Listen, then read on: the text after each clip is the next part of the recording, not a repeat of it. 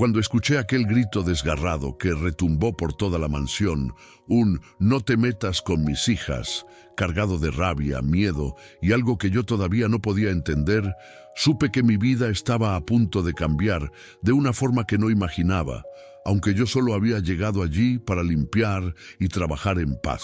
Aquel día, entré a la mansión Valderrama con pasos tímidos y una maleta vieja que casi se abría por las esquinas. No conocía a nadie en Madrid. Apenas llevaba unas semanas en la ciudad y necesitaba aquel trabajo más de lo que me atrevía a admitir. Antes de continuar, me gustaría que me contaran en los comentarios desde qué ciudad están viendo este video. Siempre es hermoso saber de dónde me acompañan mientras compartimos historias tan profundas. La verdad es que si alguien me hubiera advertido que ese lugar guardaba más silencios que un cementerio en invierno, quizá habría dado media vuelta. Pero yo no era de las que abandonan fácilmente, y menos después de todo lo que había vivido. La primera vez que crucé la puerta de cristal, sentí el aire frío de los lugares demasiado perfectos, demasiado pulcros, demasiado grandes para gente como yo. El mármol blanco, las escaleras que se bifurcaban en dos direcciones, los cuadros enormes y oscuros colgados en las paredes. Todo parecía decirme que ese no era mi mundo, pero que tendría que aprender a atravesarlo con cabeza baja y dignidad intacta. Quizá por eso aquel grito me sacudió tanto. No venía de un jefe severo, sino de algo más profundo, más quebrado. Mi nombre es Lucía Ferrer, y no sabía todavía que os Valderrama, esa familia tan admirada en las portadas de revistas, eran en realidad una casa construida sobre cristales rotos que nadie se atrevía a barrer. El primer choque ocurrió pocas horas después de mi llegada. Yo estaba limpiando el salón principal, un espacio gigantesco con ventanales que daban a un jardín perfectamente podado, cuando escuché pasos rápidos detrás de mí. Me giré sobresaltada y vi a un hombre alto, de traje oscuro, mirada afilada y una presencia tan intensa que parecía empujar el aire a su alrededor. Era Héctor Valderrama, el dueño de la mansión, un empresario conocido en toda España por su éxito y, según los rumores, por su carácter imposible. «¿Qué estabas haciendo cerca de mis hijas?», exigió sin siquiera saludar, con la mandíbula tensa como piedra. Yo ni siquiera había visto a las niñas todavía. Quise responder algo, pero no me dio tiempo. «No te metas con mis hijas, ¿me oyes?». Su voz se alzó de forma tan abrupta que sentí un golpe en el pecho. «Aquí hay reglas, y si cruzas una sola de ellas, no duras un minuto más». La humillación me subió por la garganta, pero mi voz salió más firme de lo que esperaba. «No estaba haciendo nada malo, señor Valderrama, solo estoy trabajando». Un silencio denso cayó entre nosotros. Sus ojos, de un gris casi metálico, me observaron como si intentara adivinar algo dentro de mí. Después, sin decir más, se marchó con pasos rígidos. Yo me quedé allí, con el trapo en la mano, sintiendo que mi llegada había despertado una alarma invisible. Más tarde entendería que aquel hombre no gritaba por arrogancia, sino por miedo, y que el miedo, cuando no se enfrenta, se convierte en gritos, en sombras, en heridas que se repiten. Pero entonces yo apenas empezaba a percibir que algo no encajaba. Las niñas, Inés de 9 años y Clara de 12, se movían por la casa como fantasmas tímidos, siempre en silencio, siempre vigilando algo que yo aún no podía ver. El primer día terminó con un nudo en mi estómago y una pregunta que no me dejaba dormir. ¿Qué tanto tenía que esconder un hombre para reaccionar así ante una simple empleada? El siguiente día me daría una pista, pero no una respuesta. Lo que ocurrió la mañana siguiente no solo me confirmó mis sospechas, sino que perfuró un secreto que nadie debía descubrir. Desde muy temprano, el ritmo de la mansión volvió a oprimir mis sentidos. La rutina era rígida: desayuno a una hora exacta, silencios que se tenían que respetar, puertas que no se podían abrir y un rumor constante que circulaba entre los empleados más antiguos. Las niñas ya no son las mismas desde hace meses. Nadie daba detalles, Nadie quería hablar demasiado. Era como si una sombra compartida los hubiera adoctrinado a todos. Mi tarea esa mañana era acomodar la biblioteca de la planta baja, un lugar enorme, lleno de olor a madera antigua y cuero, iluminado por una claraboya donde el sol apenas entraba.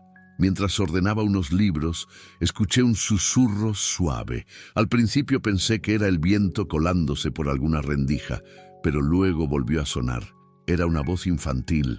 ¿Tú eres Lucía?, preguntó con una timidez que me atravesó el pecho. Giré despacio. Inés estaba allí, con un vestido azul claro y el cabello recogido en 2 trenzas desiguales. Parecía una niña preciosa, pero sus ojos tenían una tristeza impropia para su edad. Sí, soy yo, respondí sonriendo suavemente para no asustarla. Ella dio un paso, luego otro, como si caminar hacia alguien fuera un riesgo calculado. Papá no quiere que hablemos contigo, susurró. Pero yo quería decirte gracias. Fruncí el ceño, confundida. Gracias por qué, cielo. Ella bajó la cabeza. Por no gritar cuando él gritó. Aquí todos gritan cuando él lo hace. Es como un eco. Esas palabras me hicieron sentir un pinchazo en el alma, no porque revelaran miedo, sino porque lo normalizaban. Me agaché para quedar a su altura. No tienes que agradecérmelo, Inés. Yo sé lo que es crecer con gritos. Ella levantó los ojos, sorprendida, casi como si hubiera encontrado un espejo inesperado. Pero antes de que pudiera responder, Clara apareció en la puerta. Inés, vámonos, ordenó con voz baja, aunque no agresiva. Era más madura, más consciente del mundo y posiblemente más herida. Las dos se marcharon rápidamente, como si haberme hablado ya fuera un pecado. Cuando se fueron, me quedé con la sensación de que algo invisible las sostenía por los hombros. Un miedo que no se veía, pero que se respiraba. Al mediodía, mientras servíamos la comida, Héctor entró de repente y al ver que las niñas estaban cerca de mí, golpeó la mesa con la palma abierta. He dicho que no quiero a nadie interfiriendo con mis hijas. Su voz retumbó por toda la sala, pero esta vez yo vi algo distinto en sus ojos. No era odio, era pánico. Las niñas se encogieron en sus sillas. Yo respiré hondo. No iba a llorar allí. Estoy haciendo mi trabajo, respondí con calma, manteniendo la mirada. Y en esos segundos, el mundo se detuvo. Él me miró como si no pudiera entender de dónde salía mi valentía. No sabía entonces que mi firmeza era lo último que quedaba de mí después de un pasado que había intentado enterrar. Pero esa tarde, algo inesperado ocurrió. Algo que cambiaría definitivamente mi percepción de todo lo que estaba escondido en aquella mansión. Lo que encontré detrás de una puerta que nunca debía abrir fue el primer rastro del dolor real que vivían esas niñas. Nunca pensé que una simple puerta pudiera convertirse en el inicio de un laberinto emocional. Esa tarde, mientras limpiaba el pasillo del ala oeste, un lugar que, según los demás empleados, era donde nadie debía entrar sin permiso, escuché un ruido suave, casi como un sollozo ahogado. No sabía si venía de una habitación o de mi propia imaginación, pero mi instinto me empujó hacia una puerta entreabierta. No tendría que haberla tocado, lo sé, pero algo dentro de mí, una mezcla de intuición, inquietud y un recuerdo lejano que no quería despertar, me obligó a empujarla con cuidado. Dentro había un cuarto pequeño, oscuro, sin ventanas y con un olor a humedad que contrastaba con el resto de la mansión. Lo extraño era que no parecía un cuarto de almacenamiento.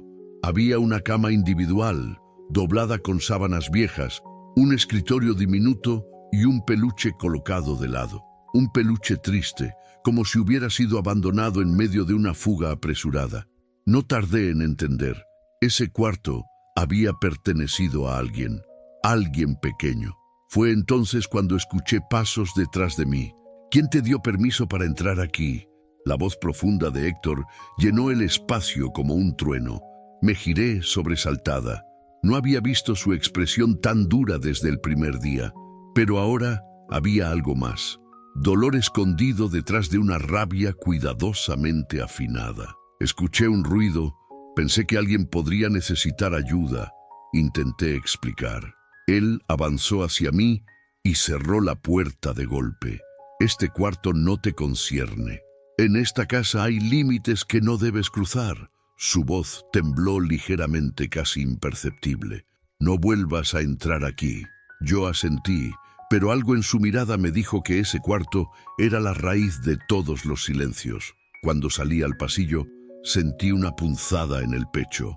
No debería importarme lo que escondían. Yo solo era la nueva empleada, apenas una desconocida en una casa ajena. Pero mientras caminaba hacia la cocina, vi a Clara observándome desde el final del pasillo. Sus ojos, maduros, atentos, con demasiado peso para una niña de 12 años, se desviaron un segundo hacia la puerta cerrada. Y ese pequeño gesto, mínimo pero revelador, me confirmó algo. Las niñas sabían exactamente qué había en ese cuarto.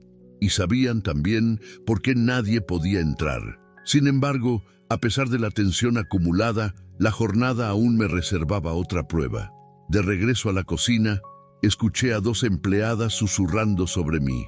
«La nueva no durará», decía una. «Ya viste cómo la gritó ayer». «Pero ella no se quebró», respondió la otra. «Hay algo raro en esa chica». Me agaché para recoller un pano caído, fingindo não ter ouvido. Mais uma vez, aquele sentimento retornou. O de que minha presença ali mexia com as estruturas daquela mansão luxuosa, como se eu fosse uma peça que não deveria existir naquele tabuleiro. Horas depois, quando servi o lanche das meninas no jardim, Inés se aproximou e me entregou algo escondido na mão, um pequeno bilhete dobrado. «No lo abras aquí», murmuró antes de salir corriendo. No pude esperar. Cuando finalmente me quedé sola en mi cuarto, abrí el papel con manos temblorosas. Era una frase cortita, escrita con letra infantil. «Nosotras no gritamos porque no podemos, no porque no queramos». Me senté en la cama, sintiendo como algo profundo se movía dentro de mí, como si mi propio pasado respondiera a ese llamado silencioso. Aquella noche casi no dormí. Algo estaba muy mal en esa casa. Y no se trataba solo de un padre estricto, ni de un malentendido. Había un sufrimiento real, un trauma escondido entre los pasillos impecables, una herida que todos querían ocultar. Pero eu ainda não tinha ideia de quão profundamente aquela ferida me lembraría das minhas propias.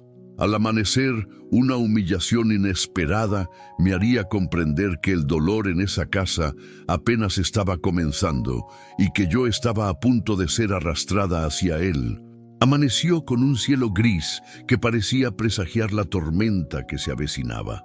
Fui a la cocina antes de que comenzara el movimiento en la mansión. Preparé café para los empleados, como siempre, intentando mantener una rutina que me hiciera sentir útil, estable, tranquila. Pero esa estabilidad duró exactamente 3 minutos. Héctor entró sin aviso, con los pasos rápidos de alguien que ya despertó enfadado. En su mano tenía un jarrón roto, uno de esos objetos absurdamente caros que decoraban las mesas de la casa. «¿Puedes explicarme esto?». Su voz resonó con una furia fría. Yo no sabía ni qué estaba sosteniendo. «No he tocado ese jarrón, señor Valderrama». Él dio un paso más, después otro. «¿Insinúas que estoy mintiendo?». «Solo digo la verdad». Su mandíbula se tensó. «El jarrón estaba en la sala. Tú limpiaste allí ayer y hoy aparece en el suelo, roto. Hazme un favor y no me tomes por idiota». El golpe emocional fue tan repentino que me dejó sin aire. No solo estaba siendo acusada injustamente, estaba siendo usada como desahogo de algo que no tenía nada que ver conmigo. Puedo preguntarle a las niñas, ellas siempre están en... «Mis hijas no tienen por qué hablar contigo», interrumpió. El eco de su grito llenó la cocina. Una de las empleadas dejó caer una bandeja del susto, pero en ese momento, antes de que pudiera responder, Clara y Inés entraron por la puerta. Habían escuchado todo. Ambas se quedaron quietas, como si el simple acto de respirar pudiera empeorar la situación. Y fue entonces cuando ocurrió algo que nadie esperaba. «Fui yo», confesó Clara respirando hondo. Yo rompí el jarrón. Héctor se giró hacia ella con incredulidad. ¿Qué dijiste? Yo lo rompí sin querer, pero no era verdad. Lo supe por su mirada. Esa confesión no era un acto de culpa, sino de protección. Héctor cerró los ojos un instante, como si luchara con algo dentro de sí. «Ve a tu habitación», ordenó finalmente, con una voz más fría que la anterior. Clara obedeció en silencio. Inés la siguió, con los ojos llenos de lágrimas que no se atrevía a dejar caer. Cuando quedamos solos, él volvió a mirarme. «Aquí las cosas funcionan así. Yo doy las órdenes y no tolero errores». «No fue mi error», respondí con calma, aunque por dentro me temblaba todo. «Pues empieza a actuar como si te importara», espetó. «O esta casa te quedará grande». Se marchó, dejando una sombra pesada a su paso. En cuanto la puerta se cerró, sentí una oleada de indignación mezclada con una tristeza antigua. Aquella escena había despertado algo que yo había enterrado hacía años. La sensación de ser culpada por cosas que nunca hice, de cargar con responsabilidades que no eran mías. Mis manos comenzaron a tremer. No era apenas por mí, era por aquelas meninas. Más tarde, mientras quería limpar o jardín para escapar do sufocamento da casa, Inés se aproximou de novo. Os olhos estavam vermelhos. «Perdão por lo del jarrón. Clara no quiso que te regañaran», murmurou. Eu acariciei seu cabelo com cuidado. «No tienes que disculparte, mi amor. No hiciste nada malo». Ella me miró con un brillo que me partió el alma. «Ojalá pudieras quedarte siempre», susurró. Y fue entonces cuando entendí, con absoluta clareza, que algo asfixiaba aquelas crianças de forma que eu ainda não compreendia, pero que eu não poderia ignorar. En ese instante, lejos de amedrentarme, algo dentro de mí despertou. Algo que estava adormecido por muito tempo, a determinação de proteger alguém que precisava. Así comenzó mi verdadera conexión con las niñas Valderrama. E assim começou também o início da minha queda. Lo que descubrí esa misma noche, escondido en un rincón al que nadie prestaba atención, no solo explicaba el miedo de las niñas, sino que me acercaba peligrosamente a una verdad que Héctor jamás permitiría que yo supiera. Las horas siguientes se convirtieron en un torbellino que me arrastró sin compasión. No podía quitar de mi cabeza la mirada de Valeria, aquella mezcla de miedo y rabia contenida que solo alguien acostumbrado a sobrevivir podía sostener. Pasé el resto de la noche sin dormir, inquieto, preguntándome qué clase de heridas llevaba escondidas una mujer capaz de plantarse así frente a mí. No lo admití entonces, pero algo en su voz, tan firme y tan rota al mismo tiempo, había despertado una grieta en mi interior, una que llevaba años negando. A la mañana siguiente encontré a mis hijas desayunando en el salón principal. Clara, la mayor, hojeaba una revista de moda sin prestarme atención. Su mundo siempre había girado alrededor de apariencias perfectas. Lucía, en cambio, me recibió con una sonrisa distraída, la que ponía cuando no sabía si hablar o quedarse callada. Desde hacía meses la veía distante, agobiada por algo que no lograba descifrar. Pero esa mañana, mientras removía su taza de cacao, me di cuenta de que echaba miradas hacia la puerta del pasillo, como esperando ver a alguien. No quise preguntar. No todavía. Acto seguido, Valeria apareció con una bandeja llevando el desayuno extra que ella misma había preparado. La tensión se volvió un hilo invisible que cortaba el aire. Yo respiré hondo, intentando mantener el control. Tenía que ser el dueño de esa casa, el jefe, el padre impenetrable que todos esperaban. Pero la verdad es que sentí algo parecido a incomodidad al verla entrar. O quizá era otra cosa, una extraña necesidad de entenderla. Durante unos segundos nadie habló. Valeria permaneció de pie, en silencio, esperando indicaciones. Sus ojos pasaron fugazmente por los míos y por un instante me pareció ver cansancio y orgullo mezclados, como si llevara demasiado tiempo sosteniendo un mundo que amenazaba con derrumbarse. Lucía fue la primera en romper el silencio. «Valeria», Lo de ayer, ¿estás bien? La pregunta me descolocó. Mi hija nunca mostraba interés por nadie fuera de su círculo privilegiado. Valeria se giró hacia ella, sorprendida. «Estoy bien, señorita», respondió sin dudar. «Gracias por preguntar». Clara resopló con fastidio. «Papá, ¿no crees que estás exagerando todo esto? Fue solo un malentendido. Esta casa está llena de reglas absurdas». Sus palabras me atravesaron como una flecha. ¿Realmente eso pensaba de mí? ¿Que mi intento de protegerlas era una exageración? Respondí con un tono más duro del que pretendía. Las reglas están para cuidarlas. Pero incluso mientras lo decía, sentí la duda asomando por dentro. ¿Cuánto de esa disciplina venía del instinto paternal y cuánto estaba alimentado por mis propios miedos? Valeria bajó la mirada, pero no en señal de sumisión. Parecía más bien una retirada estratégica, como quien decide no avivar una guerra innecesaria. Sin embargo, justo cuando pensé que escaparía del tema, ella pronunció algo que me dejó paralizado. Un hogar solo está en peligro cuando dentro de él no se puede hablar con la verdad. La frase quedó suspendida en el aire. Mis hijas se quedaron quietas. Yo sentí cómo me ardía el pecho, como si hubiera dicho algo que llevaba años necesitando escuchar. Pero antes de que pudiera responder, un sonido seco retumbó en el pasillo, como si algo o alguien hubiera caído. Lucía palideció al instante, y su reacción solo confirmó que lo que estaba a punto de descubrir sería mucho más grande que un simple conflicto con la nueva empleada. Y fue ese miedo repentino en los ojos de mi hija lo que me obligó a seguir ese ruido, sin imaginar que lo que encontraría cambiaría nuestra historia para siempre. Lo que encontré al doblar el pasillo fue a un joven desconocido intentando incorporarse del suelo, frotándose el codo tras haberse golpeado contra una estatuilla de mármol. Su cabello oscuro y desordenado, la camiseta gastada, los jeans con rasgaduras, todo en él contrastaba violentamente con el lujo de aquella casa. Pero lo que más me impactó no fue su presencia, sino la expresión congelada de culpa en el rostro de Lucía, que había corrido detrás de mí. Valeria llegó unos segundos después, respirando agitadamente, como si reconociera la escena de inmediato. Y no tardé en notar que lo hacía. «¿Quién demonios eres?», solté sin pensarlo. El joven levantó las manos en señal de paz, aunque pareciera más resignado que asustado. «Me llamo Mauro, y no vine a robar nada». Su voz era suave, pese a la tensión que lo rodeaba.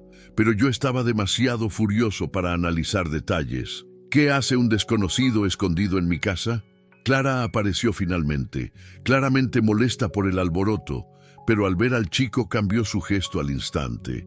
Ella siempre había sido experta en mirar a los demás como si fueran simples piezas de un juego que solo ella conocía. Y Mauro parecía el tipo de persona que ella nunca se dignaría a cruzar en la calle. Pero el verdadero terremoto estaba en Lucía. Ella temblaba, literalmente temblaba. «Papá, por favor, escúchame», susurró. «No es lo que piensas». Pedí explicaciones, pero antes de que pudiera elevar más la voz, Valeria dio un paso al frente. «Don Esteban, él está aquí por mi culpa». La frase cayó como una bomba. «¿Cómo que por tu culpa?», pregunté, casi gruñendo. Ella tragó saliva. Su voz estaba firme, pero sus manos delataban un ligero temblor. «Mauro, es mi hermano menor». Un silencio denso envolvió el pasillo. Mi mente intentaba conectar piezas a toda velocidad. «¿Tú tienes un hermano viviendo en la calle?», preguntó Clara con tono incrédulo. Valeria bajó la mirada. «No exactamente, pero no tiene a dónde ir». Yo apretaba los dientes, intentando controlar el impulso de echarlos a ambos de la casa de inmediato. Pero lo que seguía sin encajar era la reacción de Lucía. Ella no miraba ni a Valeria ni a Mauro. Me miraba a mí con súplica, como si tuviera miedo de que mis decisiones destruyeran algo más grande que un simple error. «Papá», logró decir. «Yo conocí a Mauro antes de que Valeria empezara a trabajar aquí». Mi corazón dio un vuelco. La casa, los pasillos, todo pareció cerrarse a mi alrededor. «¿Cómo que antes?», Lucía respiró hondo, temblando. Lo conocí hace meses y él me ayudó cuando nadie en esta casa notó que yo estaba mal. Mis ojos se dirigieron al joven. Él no parecía desafiante, más bien tenía un cariño silencioso hacia mi hija, uno que ella devolvía con la misma intensidad. Entonces entendí, había algo entre ellos, algo profundo, algo que yo jamás habría permitido, y que sin embargo estaba ahí, frente a mí, tan real como la vida. Pero antes de que pudiera procesar ese nuevo golpe, Valeria se adelantó. No lo estamos ocultando para hacer daño, don Esteban. Solo queríamos evitar un conflicto. Usted ya tiene demasiadas guerras internas para abrir una más. Sentí la frase como un impacto directo. Guerras internas. ¿Qué sabía ella de mis sombras? Me quedé en silencio, y en ese silencio, la casa entera pareció respirar. Mi hija se acercó un paso. Papá, necesito que escuches algo. Algo que no sabías. Algo que quizá explique por qué hice lo que hice. Y allí, rodeado de verdades que no había pedido y heridas que nunca imaginé, comprendí que lo que estaba a punto de revelarme no solo cambiaría mi relación con Lucía, sino que abriría puertas que yo había mantenido cerradas durante años. Y cuando ella abrió la boca para decirlo, supe que mi vida ya no volvería a ser la misma. La mañana siguiente amaneció envuelta en un silencio extraño. No era el silencio elegante de las Rozas, acostumbrado a cafés humeantes y motores de carros de lujo encendiendo al amanecer. Era un silencio tenso, como antes de una tormenta. Clara despertó en el pequeño cuarto de servicio con la sensación inquietante de que aquel día algo definitivo iba a ocurrir. No sabía qué, pero lo sentía como un peso en el pecho. Aún así, se levantó, se peinó con calma y volvió a colocarse el uniforme gris claro que siempre procuraba mantener impecable. Había aprendido que cuando la vida la tiraba al suelo, presentarse con dignidad era su primera forma de defenderse. Al entrar en la cocina, encontró a Martina preparando café. La niña la miró con sus ojos grandes, ligeramente hinchados por haber llorado toda la noche. Clara sonrió con dulzura, intentando transmitir una seguridad que ella misma no tenía. Martina, sin decir una palabra, corrió hacia ella y la abrazó con fuerza. Aquello derritió por completo cualquier armadura interna que Clara intentaba mantener. Le acarició el cabello despacio, como si fuera un gesto que llevaba años guardando. «No estoy enfadada contigo», susurró Clara. «Tú no hiciste nada malo». Martina asintió, pero su expresión seguía cargada de culpa. Antes de que Clara pudiera decir algo más, la voz seca de Lucía, la esposa de Rodrigo, resonó desde el pasillo. «Clara, necesito hablar contigo. Ahora». El corazón de Clara dio un vuelco. Caminó hacia la sala principal, donde Lucía la esperaba junto a las enormes ventanas que daban vista al jardín. Aquella mujer, siempre impecable, con su cabello rubio perfectamente alineado y sus trajes sobrios de alta costura, parecía más fría que nunca. Pero había algo raro en sus ojos, algo parecido a miedo. «Rodrigo está fuera de sí», dijo Lucía sin rodeos. «No duerme, no come, reprende a las niñas por cualquier cosa. Y estoy cansada, muy cansada». Clara no supo qué responder. «Sé que él te gritó, sé que te trató injustamente, y sé que tú sabes cosas que él preferiría mantener enterradas». Aquello cayó como un jarro de agua helada. «No sé a qué se refiere». Clara intentó mantener la compostura. Lucía esbozó una risa amarga. «Por favor, no me mientas. Escuché la conversación de anoche y...» bajó la voz. «Entiendo mejor que nadie lo que es vivir con alguien que no quiere enfrentar su pasado». La confesión quedó flotando entre ellas. Clara sintió que, por primera vez, la mujer perfecta de la casa estaba mostrando una grieta. «Quiero que me digas la verdad», continuó Lucía. «¿Qué está pasando con él? ¿Qué despertaste tú para que reaccionara así?» Clara sintió un impulso de contarlo todo, su pasado con las niñas, lo que vio en aquellos gestos de sobreprotección, el miedo detrás de los ojos de Rodrigo, pero se contuvo. No era su papel juzgar a la familia. Lucía dio un paso más cerca. Si no me lo dices tú, buscaré las respuestas en otra parte. Y no te conviene que alguien más empiece a husmear. Clara tragó saliva. Aquello se aproximaba peligrosamente a una amenaza, pero la expresión de Lucía era más de desesperación que de autoridad. Finalmente Clara respiró hondo. No desperté nada, respondió con calma. Él ya vivía con eso, solo salió a la superficie. Lucía apretó los labios, como si aquella respuesta confirmara sus peores sospechas. Entonces tengo que decidir qué hacer, murmuró ella, antes de que él destruya a las niñas o a sí mismo. Clara sintió un escalofrío recorrerle la espalda. Ese era el giro que no esperaba, la familia perfecta al borde de un colapso silencioso. Y ella, una simple trabajadora, atrapada en medio de un incendio emocional del que no sabía si saldría ilesa. Fue en ese momento cuando Rodrigo entró en la sala. Sus ojos, ennegrecidos por la falta de sueño, se clavaron en Clara. Una mezcla peligrosa de culpa, miedo y orgullo herido ardía en su mirada. «Tenemos que hablar», dijo él, pero no a su esposa, a Clara. Lucía lo observó, sorprendida y herida. Clara sintió como si el aire se espesara alrededor.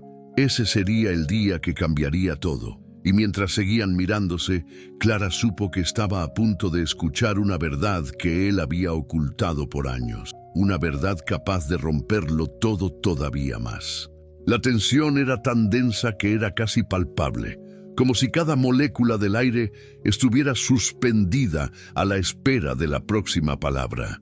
Rodrigo se acercó lentamente, y su sombra proyectada por la luz de la mañana parecía más grande que su propia figura.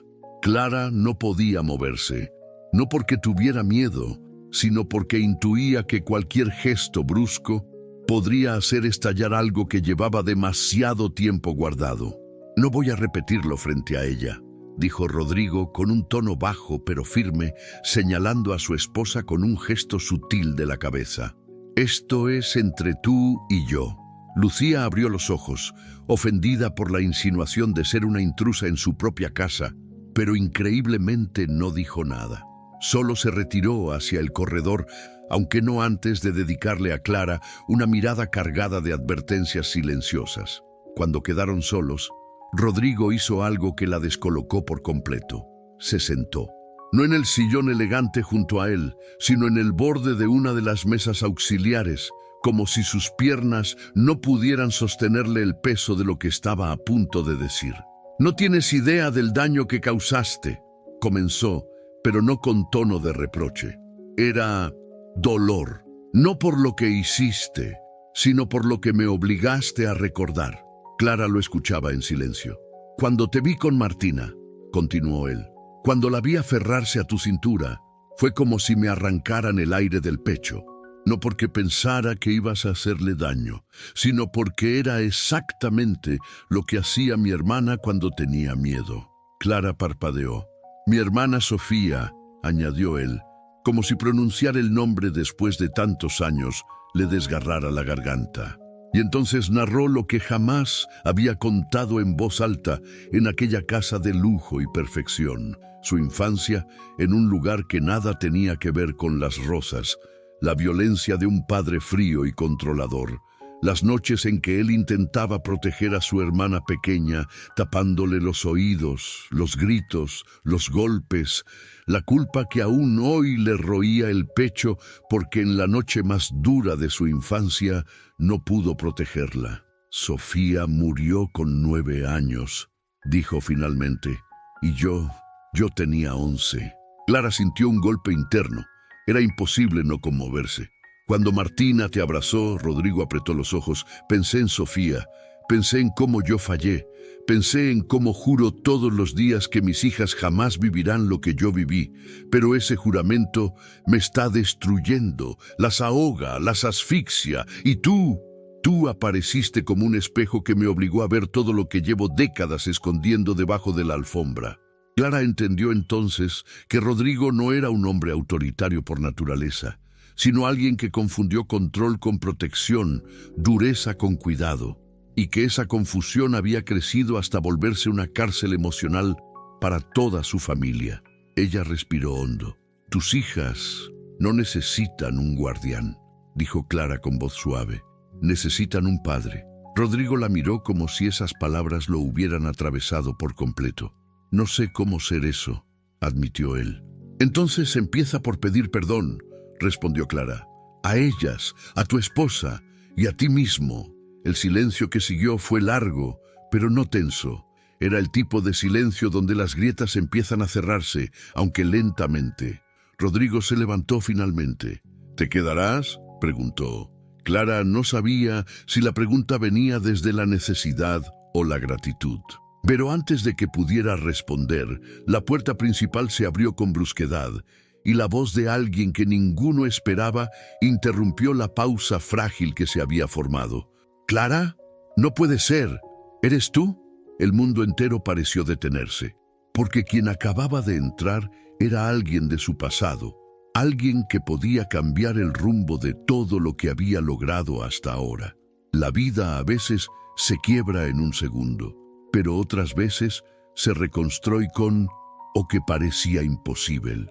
Esa mañana, cuando desperté, todavía sentía el peso del miedo que había marcado mis días anteriores. Pero por primera vez en mucho tiempo, mi respiración no estaba llena de sobresaltos.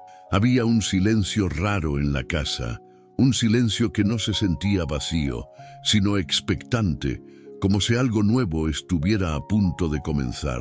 Caminé hacia la ventana del cuarto que ocupaba y observé los enormes jardines aún mojados por el rocío. Madrid amanecía dorada, como si la ciudad misma quisiera darme algún tipo de abrazo. Poco después escuché pasos suaves acercándose por el pasillo. Era Lucía, que se asomó con ese gesto tímido que siempre tenía antes de aventurarse a decir algo importante. Me miró en silencio por unos segundos que parecieron eternos. Luego corrió hacia mí y me abrazó con fuerza, como si tuviera miedo de que desapareciera. Sentí cómo su pequeño cuerpo temblaba contra el mío. No supe qué decirle, así que simplemente la abracé también. No había palabras suficientes para explicar o curar todo lo que había pasado, pero sí había calor, y en ese instante, ese calor era suficiente. Más tarde, Emilio me pidió que lo acompañara al despacho. No había gritos, no había tensión. Entré con cautela, sentándome apenas en la orilla de la silla. Él permaneció un momento de pie, como buscando las palabras adecuadas. Finalmente dijo que todo lo que había ocurrido le había obligado a enfrentar cosas que llevaba años evitando. Me habló de su culpa, de la muerte de su esposa, de su incapacidad para lidiar con la vulnerabilidad, de la manera en que había reprimido su dolor hasta convertirlo en dureza. Lo escuché sin interrumpirlo, sin juzgar. Por primera vez lo vi humano. No el hombre poderoso que todos temían, sino alguien quebrado, intentando encontrar un nuevo camino. Cuando terminó de hablar, me pidió perdón. No un perdón rápido, automático o orgulloso.